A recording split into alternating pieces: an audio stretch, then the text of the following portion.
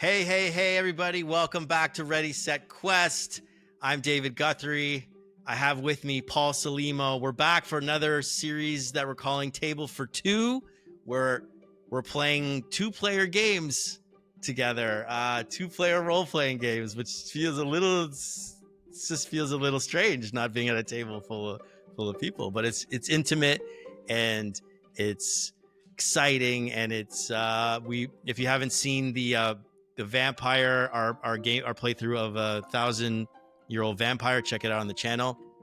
And today we're going to be playing a game called Showdown, which is pew, pew. Yes, pew pew pew. We'll see. I don't know. Maybe it's fist. It's a two-player game where we're basically going to be enacting the final showdown between two bitter rivals and flashing back along the way to seeing how it is that we got there. I'm just going to read the opening little crawl here from the rulebook. A final confrontation. This time it ends in blood. All the small insults, petty betrayals, maneuvering, and excuses, all of it has led up to this moment. The two of you are facing off, but only one of you will walk away. It was unavoidable. From the moment you saw each other, you were fated to meet one last time in a collision of passion, rage, and violence. But why? How did it all come to be? Were you bitter rivals, escalating your rivalry until bloodshed was the only possible ending? Were you once friends, now torn apart by some unforgiven sin? Were you once lovers, with gentle caresses, now turning to blows? And does it really matter anymore? One of you is about to die, and the other will spend the rest of their days with this moment burned into their memory. For a moment, time pauses, your eyes narrow, and the weapons come out. So that's Showdown. That's what we're doing today. Very ominous. Oh my God! I'm so excited. How you doing, Paul? That was a lot of talking. I didn't let you talk. I'm doing good. I'm just trying to get you upset so you want to fight me. That's why I'm just not gonna let you talk at all until he builds up. But you're good, yeah? Yeah. Okay, great. Just one-on-one game role-playing. That's how I started back in middle school with my best friend in middle school too. So really, what were you playing? It's like a throwback. First edition D&D. Nice. Did we talk about that last time during Vampire? I don't remember. It was a while ago. That's so cool. I feel like that's how a lot. I didn't, because I kind of came into this a lot later in life. But I imagine if I was a kid learning, I would have just played with my best friend or something, like in the basement or whatever. That's cool. But let's get started, shall we? Because this is a one shot. So let's see if we can get through this all in one shot. So the way to play Showdown, and if you're watching and you haven't played this or heard about it before, well, you're in luck, because we're going to teach you. And by we, I mean I, because I'm learning right along with you Paul guys. is learning along, and I am also learning along with you guys. So none of us know how to play this game. And so we'll see if anyone knows how to play by the end of it. So what we're going to do is we're going to create, first step is we're going to make our characters. Okay. Sorry, I already screwed up. The first thing we're going to do is we've already got our things assembled. We're going to determine our genre and style. So we need to establish a genre and style for the narrative combat. We can pick any genre and style that include a fight to the death, a Western style gunfight, two desperate criminals in a shootout in a warehouse, a magical duel between wizards. And it's important they discuss the sort of weapons that your characters will be using. Will you be slashing each other with swords, or are you maneuvering starships in an asteroid field? Oh, wow. So we got to talk about this for a little bit. I haven't even put any thought into that. I was just kind of reading the rule book. I'm not sure if you envisioned anything immediately when I said Showdown. There is a tip here that is you can start by talking about movies that you've watched recently and that you're excited about that had a iconic battle or duel. We just throw some ideas out and see what we like. Did anything come to mind? We don't have to do this. I'm a big fan of Akira Kurosawa movies with samurais and whatnot, but I don't know if that would be too limiting in terms of weapon selection, and I don't know if I know enough about the feudal Japan culture to know I definitely don't engineer some dastardly showdown. Last time we played Vampire in like medieval Europe, which is really testing my historical knowledge. So maybe let's pick something a little more modern. All right. I'm down to do modern. It's so funny to pick a genre because I don't know what the characters are yet. But what are types of fights from movies that you like? What are some like showdown fights? There's like obviously there's like the John Wick style, just people going at it with guns. There's martial arts. There's like Matrix style sci-fi. There's Always big on Star Wars lightsabers and stuff. I love Star Blasters. Wars. That would be kind of cool to do a Star Wars. Like not we just do our own characters from like we make up our own characters in the Star Wars universe. Or we could do, I mean, that's not modern, like we said, but that's more a world that I understand better. I know a lot about Star Wars. Or we just do it like the genre is like today. It's like if this fight would happen today. That's the genre, like just traumatic. I'm good with anything. I'm not having a strong pull in one direction. Okay. What There's are you also feeling? Western. I do love the Western kind of genre, horses and Southern accents. But let's do modern. We said modern. Let's do modern. Why don't we do? Let's do gritty modern. I think it'll be fun. Okay. Like that's not really a genre. That's just kind of like. You can also do. I mean, there's also superheroes as an option, but I fuck Marvel. I'm tired of Marvel. So yeah, let's just do like I'm thinking like John Wick kind of style. Okay. Modern I haven't actually seen any of those movies. But yeah, you can imagine just an assassin in today's. Well, let's see what characters we come up with. Okay. Let's see. Maybe the characters will influence what we do. So you got your character sheet. I do. It's time to make your characters. This works best when we make our characters separately. And this lets you be surprised by your opponent's results, as well as be intrigued by how your characters met. You'll come up with a few things during this step. You're going to write a few details that you'd see or hear in the first couple minutes of a movie. The iconic weapon they'll use, and then also the qualities that the character possesses. So first thing is to create the details. So you're going to write, this is more like descriptive details. These are things that you immediately see, like you would be able to understand upon quick viewing of the character, like flowing hair, long fangs, hardened killer.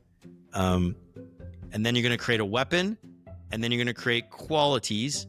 And the qualities are your character's self-image. Are they a mighty warrior? Are they compassionate?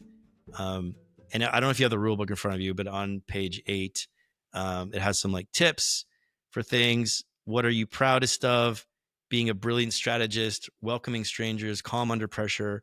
How do people in life see you? Your character might be the one with all the answers, or a capable leader, or like a surefire shot. You're just going to write qualities that you think you are, because these are going to change over the course of the fight. Okay.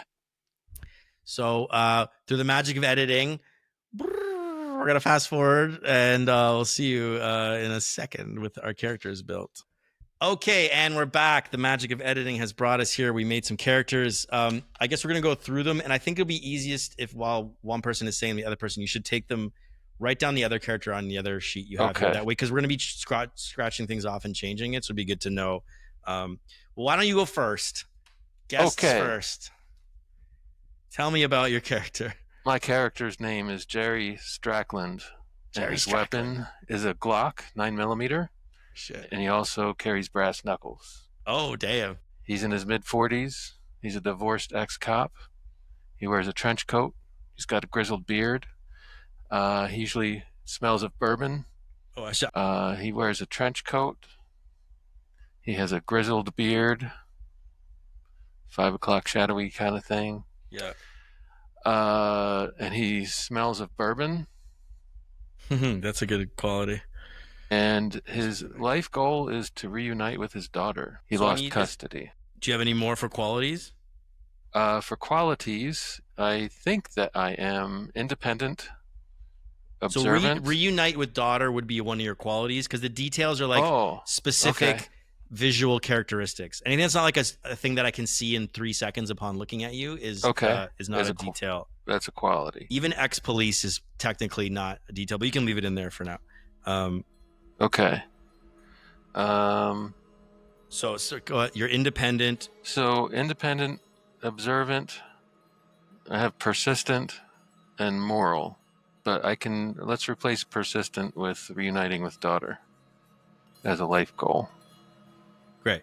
So I think that I must reunite with my daughter, or like I'm desperate to reunite with my daughter, or something like that. Okay. Okay, great. That's Jerry Strackland. Yes. Okay, fighting against Kurt Landing. Kurt with a C. His weapon is a ninja stars. Okay. His details: he wears a crisp, clean cut custom suit. Any particular brand? Armani. He wears an Armani suit. Armani. He wears a charcoal gray Armani suit. Nice. He's of average height. He has very blonde hair, like not white blonde, but very bleach blonde hair. He's very clean cut, and he has a scar on his left cheek. Okay. And I think that Kurt thinks that he is super smart, can talk his way out of anything, and is avenging the loss of his family. Okay. So we're going to figure out why Jerry and Kurt have a beef. Yeah. What are these two people?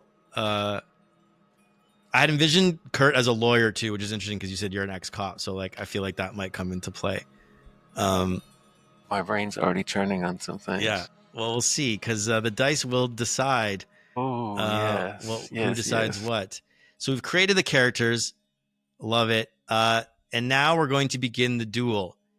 So we're going to assign the upper hand and flash of insight tokens. Each of you secretly selects one of your attack cards. Okay, so the way we're going to do this is we're going to... we have our dice here. We have our set of dice, D4, D6, D8, D10, and D12. These are going to be our dice that we're going to roll throughout the battle, the fight. And we're going to be basically bidding the dice we want to roll, and then you roll the dice, and then you lose the dice after you've rolled them sometimes. But we'll get to that when we get to that. So first, we're just going to figure out who's going to have the upper hand at the beginning of this fight, and then we're going to figure out who's going to sort of set the initial flashback. So I don't know the strategies for any of this yet because I haven't played this game. Okay. But take a die. Take a die. I'm picking from 4, 6, 8, 10, 12. Yeah. Take a die. Oh, any of those? Yeah. Okay. Okay. 3, 2, 1. Reveal. 8. Okay, so we set those aside. Pick another die. 3, 2, 1. Go. 10. 12. All okay. Right. Whoever selected the larger dice gets the upper hand token. So I'm going to start with the upper hand token. Okay. And the other player takes the flash of insight token. So you have the flash of insight. Flash of insight. Okay, I'll mark that. Shit, I don't know why I have this dice available to use. I didn't read that far in advance. We can roll it back if you want. Once you choose different attack cards, put the other cards back in your hand. You should start with 4. You should start with 4 attack. Oh shit! So I could So we're gonna discard the 12 and the 10 that we just bid. Oh, for the whole game? Yeah, they're gone now. We could put the 8s back in. Okay. I had no idea. I wouldn't have bid the 12 right away. Oh well. Do you want to start over? No. I'm okay. Okay. No starting over. We never go back on Ready Set Quest. Questing forward, not backwards. Okay, so now we're going to set the scene of the duel. So whoever has the upper hand token, which is me, I get to set the scene of the duel. This is the last place that these characters will meet, and one of us is going to die here. Final showdown. The final showdown. I'm going to go with the first thing that comes to my mind. I'm going to say we're on a cruise ship. We're on a princess. No. Do I want old people or do I want young, annoying college? I think I want young, annoying college kids. We're on a carnival. We're on a carnival cruise ship. All right. Well, I don't know why. We'll find out. We're on a carnival cruise ship in the Bahamas. If you're saying so, describe the location where the duel is taking place, the environmental conditions of the location, the position of the characters. Oh, I have to go into detail. Okay, so we're on the Carnival cruise ship.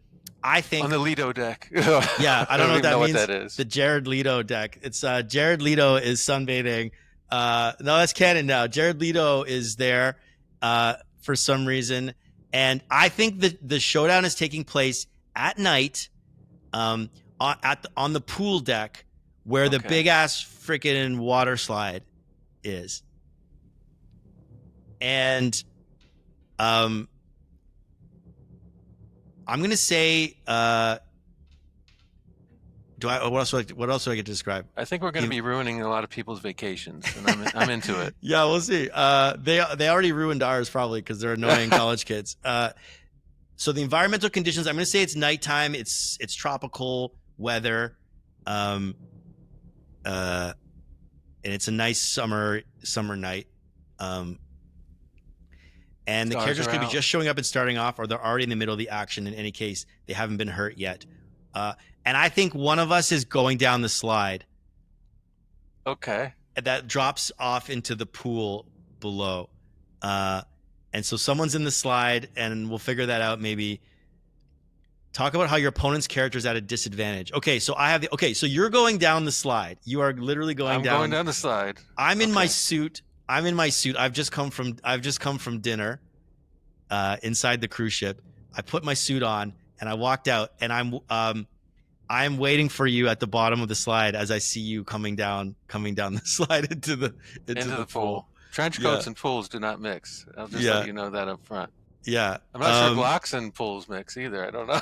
Oh, yeah. Do you want to be wearing your trench coat? I was imagining you're in your bathing suit. Yeah, you're in your bathing suit because we'll flash back and you can be wearing your trench coat in the flashbacks. Okay. So you're currently, that's why I have the upper hand. I have the upper hand token. You're caught off guard. Oh. You are in your bathing suit. I've got no weapons. I'm practically naked. You've got no weapons. The stars are out. We'll see. Maybe you do have a weapon. Maybe you have a surprise weapon that we don't know about. That the dice again will decide. Okay. All right. What you have or don't have.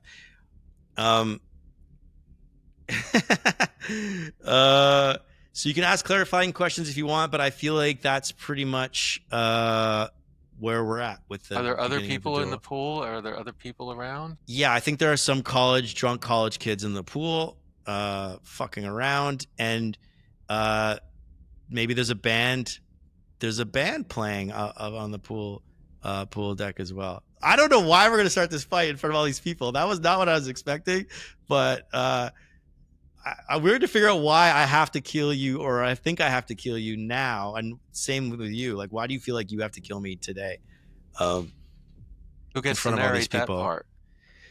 Well, that's the whole story. This is all the series of flashbacks. We're gonna figure all that out, like how we got to this. That's what the flashbacks are for. We're gonna build up to how we got here. So we don't really know why we have a final showdown yet. We're gonna that's part of the game is exploring how we got here and why we got here. Okay. So on that note, you're gonna set up the first flashback because you have the flash of insight because you picked a lower die.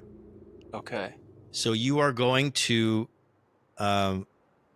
let me find my notes. You're going to set up the first flashback. I got it. But let me see. I don't know if we're there yet. Let me check my notes. I think that's it for the setup. Let me just quickly check. Upper hand, describe action in the duel. No upper hand, describe the action in duel. We're still in the setup. Okay, now we're into the sequence of play. So at the beginning of each round, you're going to declare your maneuvers and memories. Okay, so now we're into the gameplay. That was just the setup. Now we're into gameplay. Okay. So what's going to happen is I'm going to, because I have the upper hand token, I'm going to describe the action and describe the action and intent of my character. And then you're going to follow with the action and intent of your character. And these are things that happen, like, picture this as like quick moves within a fight. This isn't like, I'm going to run to my room and I'm going to grab my thing and do the thing. This is like, what's the next thing you're going to do? In the moment. So I think my intent is I have a wine bottle and I'm going to hit you in the face with it when you come down the slide and get to the bottom. Is it a Burgundy, a Rosé, is Infantile? Champagne. It's a champagne bottle. Wine bottle. That's important details. Yeah, you're right. It's a very expensive bottle of champagne. Okay. You're going to hit me as I come down. My intention is I'm way at the bottom of the slide, and my intention is to hit you with it as you. I'm not sure if I will do that, but that is my intention. Okay. Now you're going to describe your intention as you presumably see me. You're coming down the slide and you see me. What do you do? I feel like, do we know each other is on this cruise ship? Or are we here for, like, we don't know yet, I guess, know me, right? Though. We're going to narrate all that. You know me, and you know I want to kill you, probably. So I think I'd be surprised that you're there. I'm You might not surprised be though because surprised that I'm there, but you might be surprised I'm there at the bottom I'm of the surprised that slide. you're at the bottom of the slide because I'm Yeah, not. I wouldn't be out here without my trench coat, all yeah, in my swim trunks here. yeah. Uh, I am going to. I'm coming down to the slide. I have nothing to work with. I I'm really put gonna. you at a disadvantage. I mean, that's what the You upper hand sure is for. did. That's what the upper hand is for. It can be simple as just try and jump out of the way. I'm gonna try to stand up on the slide and jump over the bottle and do a dive into the pool. Love it. Okay. And there's a college kid there in the pool that I kind of had made friends with, and I'm gonna yell to him, "Meat, look out!" And I dive into the. Meat. Yeah, that's His his name's name. Meat. His nickname is Mick. Yeah, it's spring break uh, cruise. okay, so that was the maneuvers part of we're on stage Okay. 1, maneuvers. Now we're gonna do whoever has the flash of insight is going to narrate a flashback. That's me. So the only rule with this one is because it's the first flashback, this has to be the moment that we met. Okay. So what you're gonna do is you can say it's gonna be like the movie title comes up, a card comes up, and it's like X months, years, days earlier. So you're gonna tell us a time frame. Like, is this 20 years ago? Is this 10 days ago? Is this a year ago? And you're gonna pick a setting, and you're going to set up the scene. You're gonna say where we are, I and have you're an going idea. to say, yeah. So what do you got? I'm gonna run it by you. You can veto if you like. I'm gonna say Jerry Stracklin arrives at the county courthouse and meets with prosecutor Kurt Landing. Oh, okay. I'm one of your key witnesses to a trial where one of the local mob bosses is on trial. And Okay. you and I are working closely to try to take down this mob family. Okay. I'm a police officer in the maybe like the Rico squad, undercover, and How long ago is this? I would say, let's say 4 years ago. 4 years ago. Yes, Love it. I'm So you're still happily a cop. married. I'm happily married. I have a loving wife and daughter. You have a family as well. Can I give you an insight of what I'm thinking? I already think I know what you're thinking. But let's see. Okay, let me see if we've gotten too far. Let's just see what Okay. you have to do. So you're meet you going at the to courthouse, and we're ready to go into the trial. So let me just narrate the flashback. Where is the bit where you narrate the flashback? Memories and So identity. state how much time has passed since the last flashback, the location where this flashback occurs, any notable environment details, and the characters present. Once the flashback has been set up, whoever has the flash of insight describes the situation in which the two characters are interacting. Now we're each gonna state our agenda for the flashback, which represents how you're trying to gain advantage over the other character in the situation. Oh, we're already trying to get advantage over each other already. Are we already enemies? Nope. Okay. But everyone has an agenda at all times. And there's a couple rules. You can only state one outcome per agenda. For example, it says you want to win the heart. You want to win someone's heart is an agenda. Or you could be like, I want to impress the crowd, that whatever crowd's there. But you can't be like, I want to win this person's heart and impress the crowd at the same time. You have one specific agenda. Okay. And the second rule is you may not attempt to win an agenda that you lost earlier in another flashback. Okay. So if your attempt is to try to impress me, you can't try to impress me twice. My agenda is, I think Jerry's flaw is pride. He's got a very high moral standard, and he wants to make an impression as a witness in this trial to get himself lined up for promotion within his police department.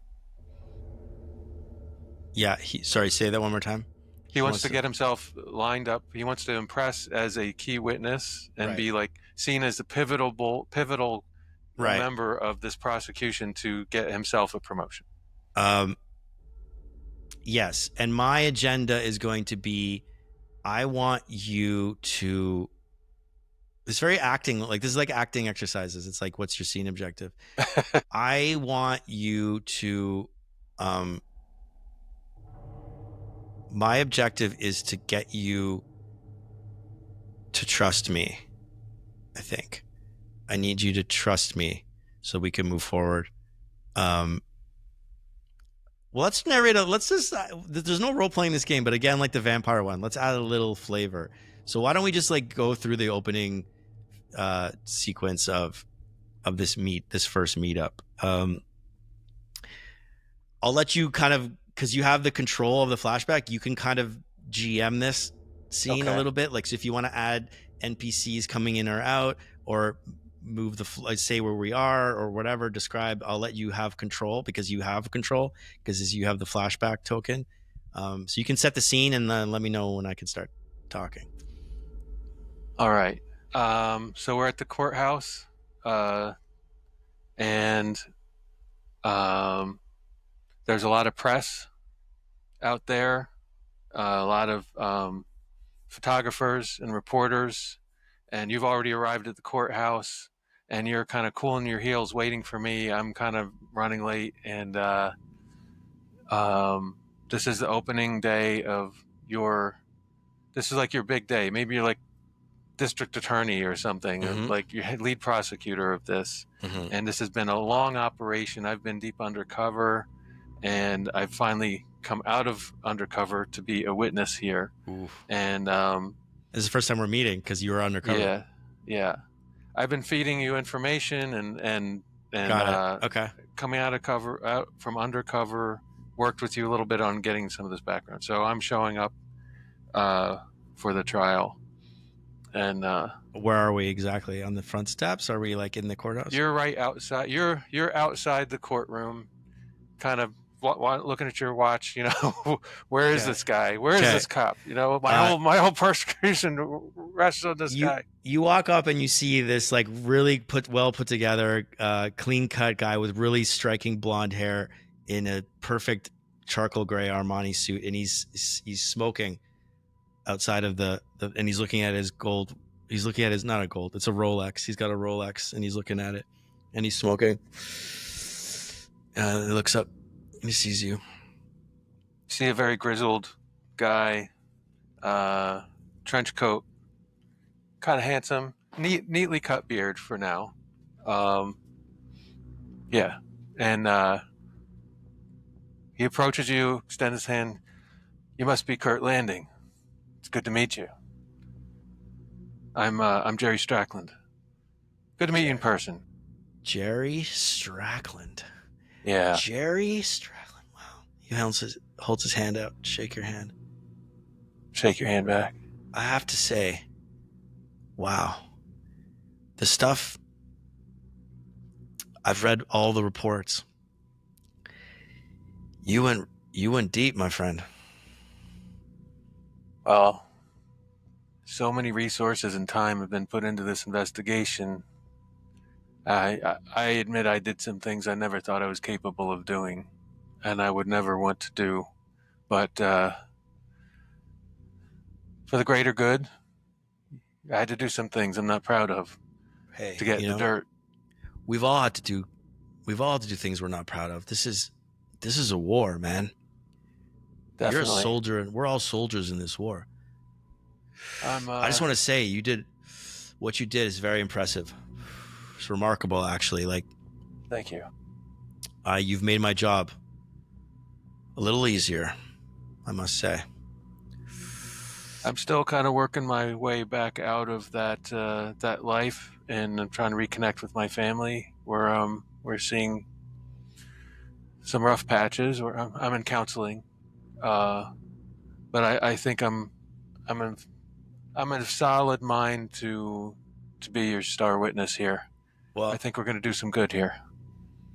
I think that the two of us could have been friends in another life. Maybe even got our families together. How old are your kids? I have one daughter. She's 7.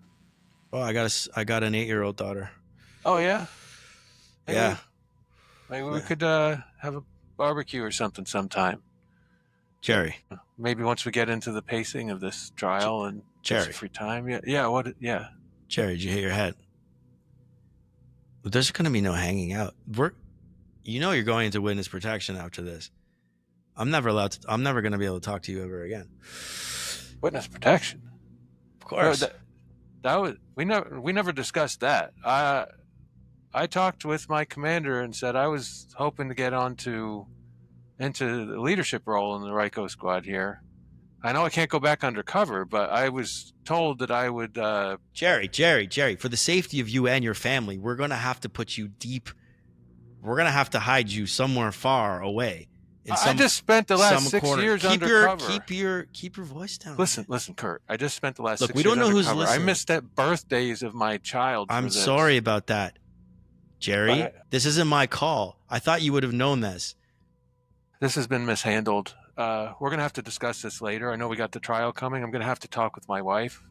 She's not going to be happy. She's been looking forward to me coming out of undercover for so long that she's looking forward to getting our life back on track and having her husband home and me getting the promotion I've been talking about. So, honestly, Kurt, this is bullshit to be pulling on me right before the trial. But look, we have a job to do. Let's focus on that. And we'll see where things land. We got a job too. We got to put these guys behind bars. We're going to cut there and we're going to, cause we have to roll to see like what happens and who achieves their agenda, in this, but that was fun.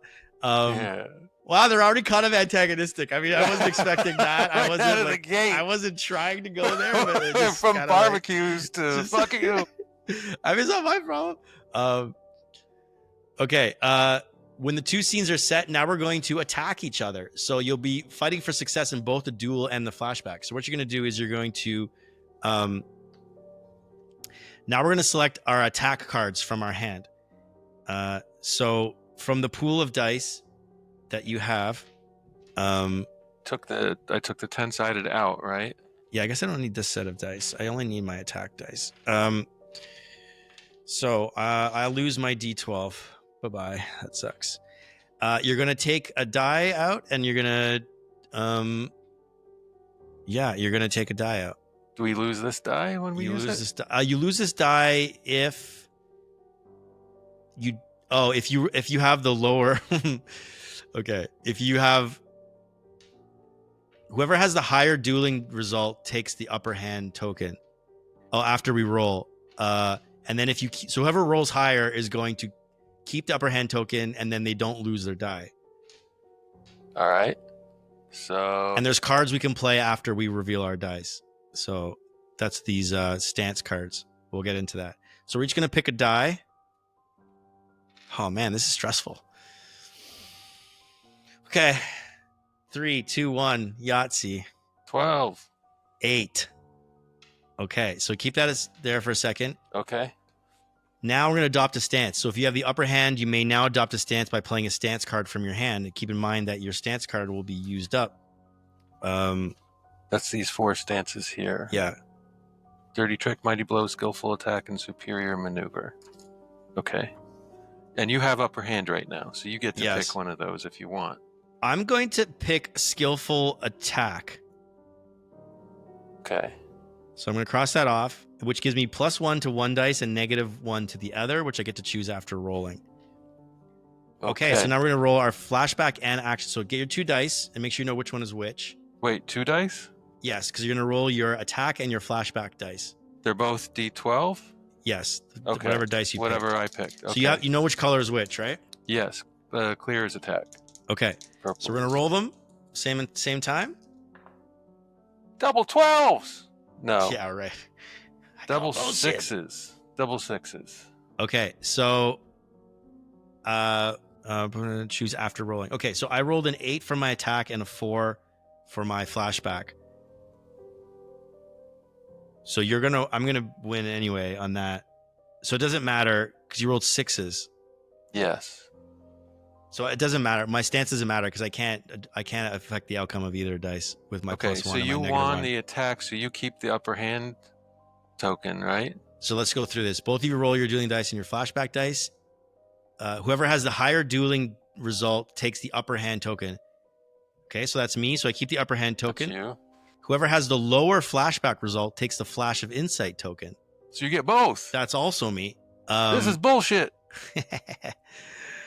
Kurt Landing. If a stance card was played, discard it.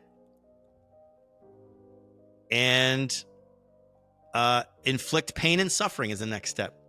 Oh, With that sounds dice fun. having decided your fates, you'll now deliver pain to the defeated. If you have the flash of insight, change a quality on your opponent's character sheet. So you have it currently, right? Yes. So I'm going to change a quality. Okay. So I have independent, observant, life goal of reuniting with my daughter, or moral. So I'm going to change your moral. So you think that you're moral, but really you are all about self-preservation. So if you have the upper hand, you get to keep the attack card you just used. So now the duel. D12? Yes, you lose your D12. So we both lost our D12s. Bye-bye. Do I lose my D12 for the game? Both of them? The clear one and the flashback? Attack and flashback? Yes. Yikes. Okay. D12 gone. Okay, now the duel. You get to keep the attack. Okay, your opponent discards the attack card that they played, placing to the side. Okay. So that dictates the number of rounds that we can have in a game. Yes. By when you lose dice, once you're out of dice, the game is over. So it's gonna go fast, I think. So now we're gonna narrate the outcome. We both fought hard this round, but now the dice have spoken, and you know who came out ahead. So flashback outcome: whoever does not have the flash of insight token, which is you, you're gonna have to narrate both these outcomes. Actually, really? Yeah, the loser narrates the outcome for the kind of on behalf of the winner. Oh, okay. So you're gonna narrate the flashback. And you must include the successful completion of the agenda of the player who won, which is me. So my agenda was to get you to trust me. So you're going to narrate the end of that flashback in a way that ends with you trusting me. Okay. And then, but it also must illustrate the quality that was changed of your character. All about self-preservation. Okay. So this is the first one. So, we'll stumble our way through it. But what do you think happened in the rest of that scene? Let's see if this fits.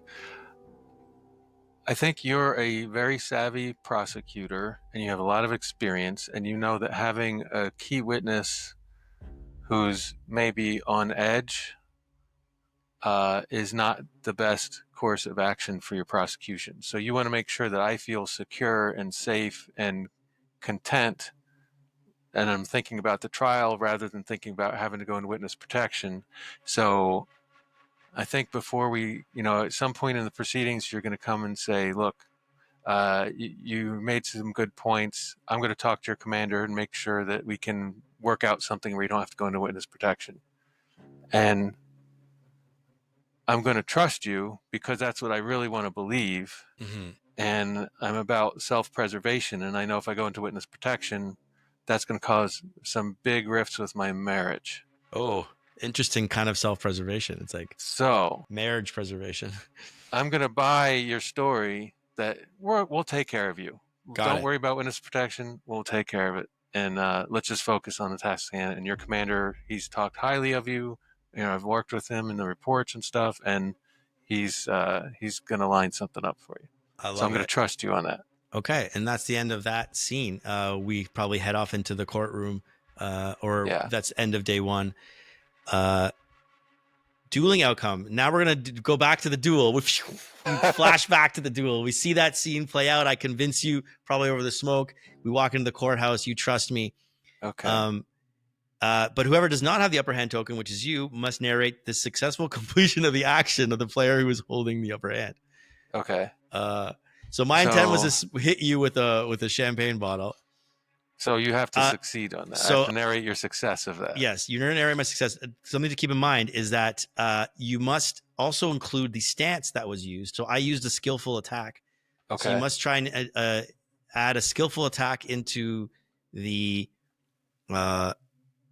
All right. And then you're going to sort of say, you're going to update the map and say like where we ended up on the map after, not that like the map in our mind, the mental map. Yeah. Couple house rules. We can't die until the end, and you can't make someone like incapacitated until the end of the fight.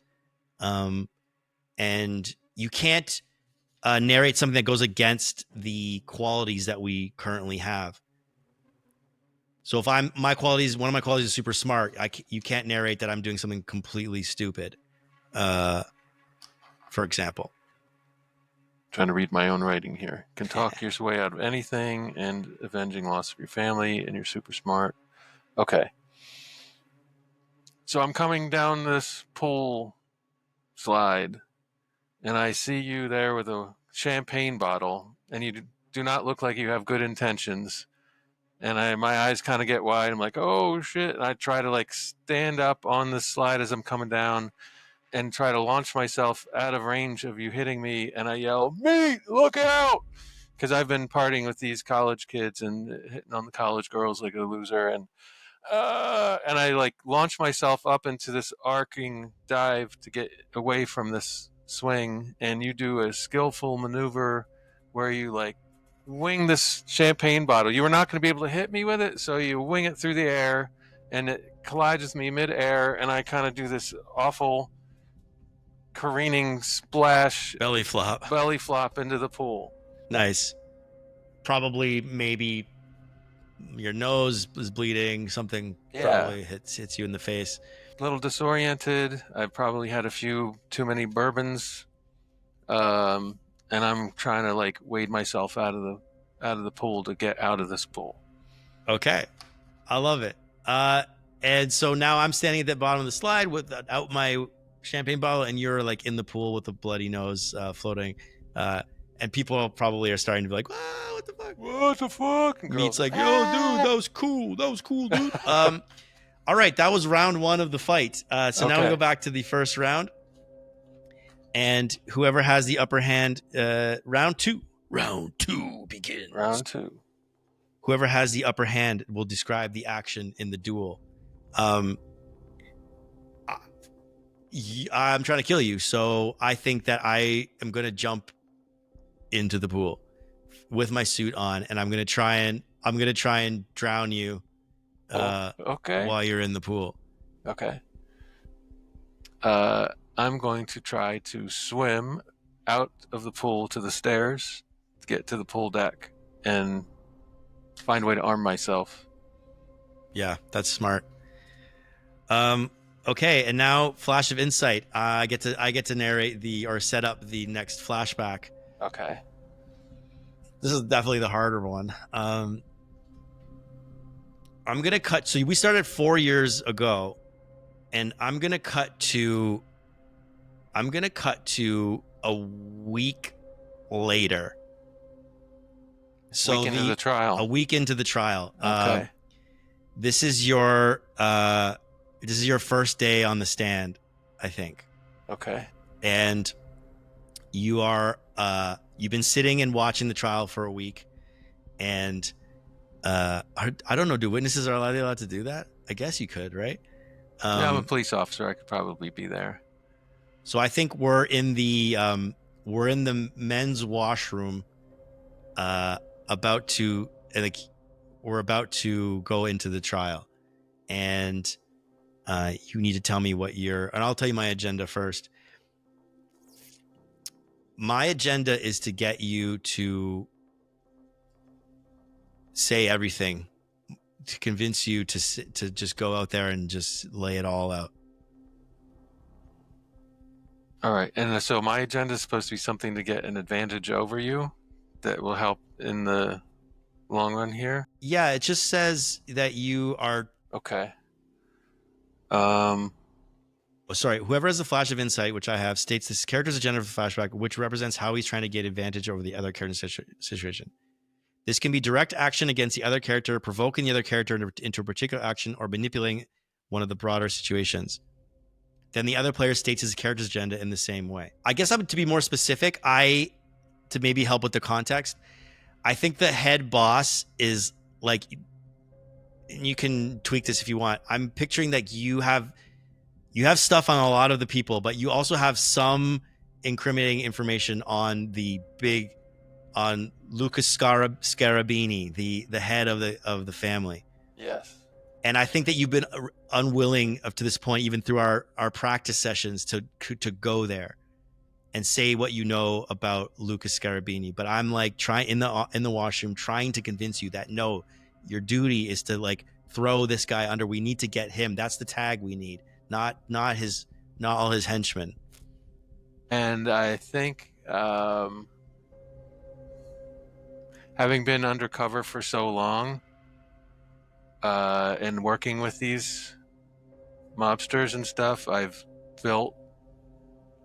It's hard to like have dual loyalties, but I've probably built some relationships with them and respect some of them, even though my greater purpose is to take the whole thing down. And so maybe I have some dirt on Lucas Scarabini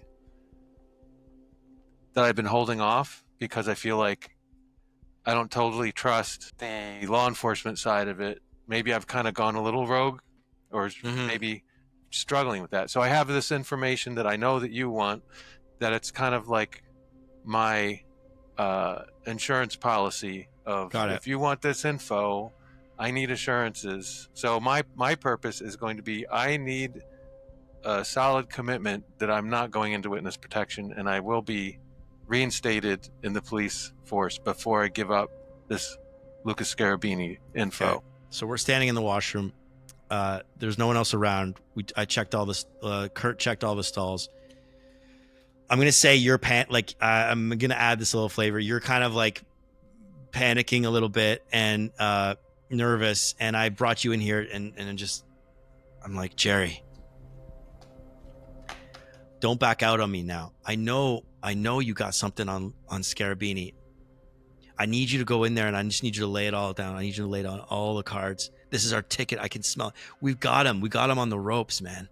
I know. Listen, I've worked with these guys for years, and I've seen what these guys can do.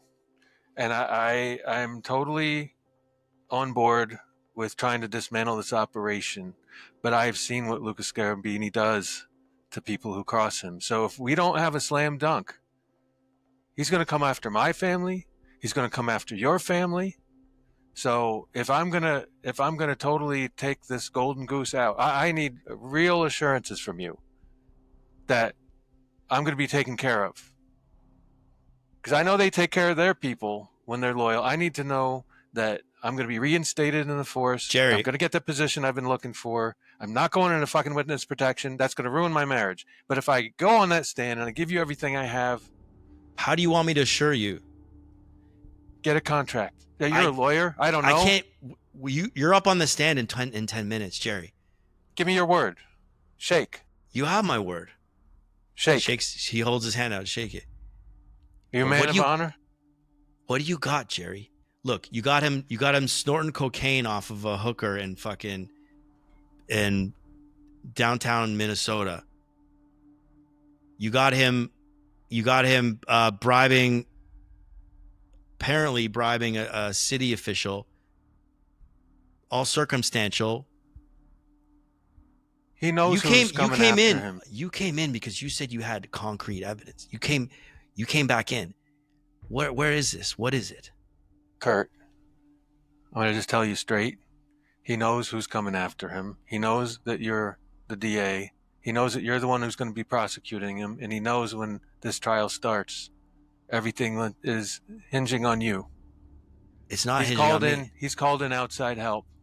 He knows where your family lives. He knows your family's routine. He has access codes to your security system in your home. He's not going to come after the DA.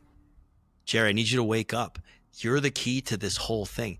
You came in because you said you had hard proof. I've got, and you still haven't told me what it is, and we're 10 minutes away.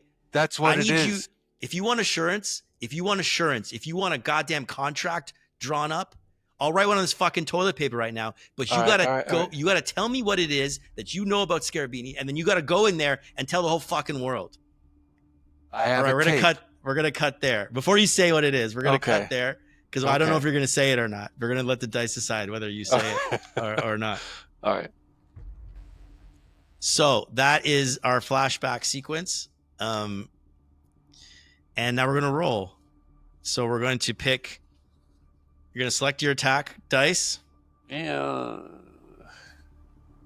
I gotta get an upper hand back or something here. All right. Yeah, maybe I'll just keep doing high rolls until I murder you quickly. Okay, ready? Wait. Okay. 3, 2, 1, go. 6. 6. That's a So tie. Okay. does it stay with you? We just roll them because it's about the roll, right? Okay. But I think because I have the upper hand, I get to still pick the if I want to use my stance cards. All right. Yes, I do. So I'm going to decide if I want to use a stance card. I feel like I should. I'm gonna do. You can pass on the stance card, which would allow me to use a stance card. Yeah, I could, but then that would be giving you an advantage, and I don't want to do that. I'm gonna pull out the Mighty Blow stance card, which gives me +2 to both dice. Oh, okay. Okay. All right. So now we're gonna roll your flashback die and your attack die, your 6s. Okay. Both 6s, and then we're gonna figure out the results. Come on. Let's Box go. cards. Okay. Oof. I got an attack of 6 and a flashback of 3. I got attack of 5. Including my +2. I already added the +2. Oh, okay. So 5 total, and then a 7 flashback total. So I get the upper hand. You get both again.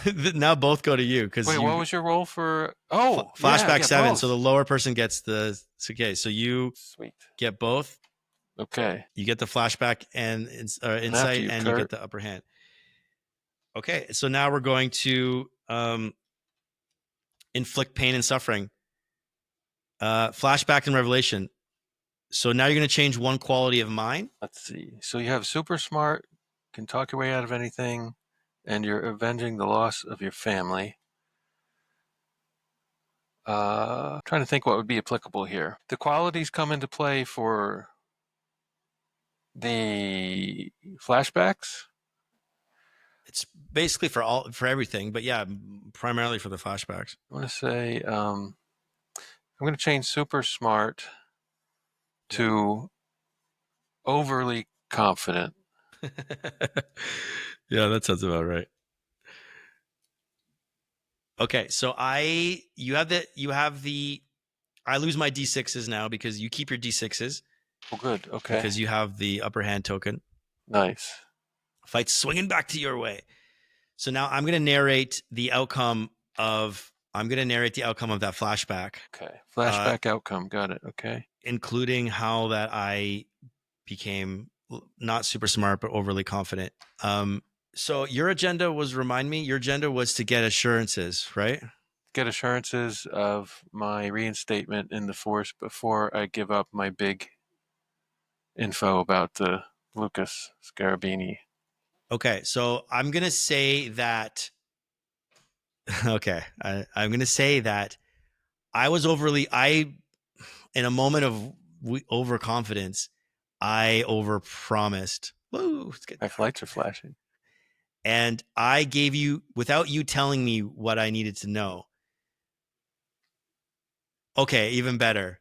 This is even better. You told me the piece of information that I need to know about Scarabini, and right there and then and there, I drew up a contract for you that you would be assured that you would be going into the witness protection program. Okay. But I'm going to say that on the stand, you didn't say what you were good. You never agreed to say it out loud. You just told me what it was, but you didn't agree to saying it on the stand. And when it came time and I asked you the questions, you just didn't say what you had, the information that you had to say. You never promised you would do that. And in my overconfidence, I thought that maybe I'd get you to say it on the stand, but you didn't. Okay. So Scarabini was probably not charged in this trial like I needed him to be. Okay. And that's the flashback. And now we're gonna go to the duel. And so you were trying to get to the end of the pool, and get what was your goal in the I was trying to get out of the pool and arm myself. get out of the pool and arm yourself. Okay. Uh so I have to use my stance card, which was the mighty blow. I think the first thing that comes to mind is I run and jump into the pool and I land right on top of you. Like mighty blow. Cannonball. Cannonball on top of you. But you just go down under the water and I kind of like lose my bearings and I fall into a group of college kids, including Meat, who had come over to try and help you. Then you scramble out of the pool and you go to your trench coat and you pull out your a Glock and brass knuckles. I think you pull out your Glock. Okay. I think you pull out your Glock and your brass knuckles. They're in your trench coat, right? You just grab them and put them on. That's your thing. They're over on the lounge chair poolside with my towel and room key. Yeah. Okay. So now you're standing up poolside with your Glock aimed at me, and I'm kind of like in the pool, surrounded by a bunch of college kids, and you're aiming them aiming your Glock right at me.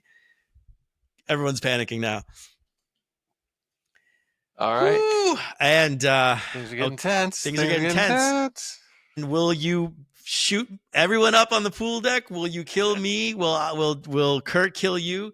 We will have to find out next time on Ready, Set, Quest. As the showdown continues between Kurt Landing and Jerry. What is your last name? I don't know my sheets. Jerry Strackland. Who will win? Find out next time. All right. Bye. Later.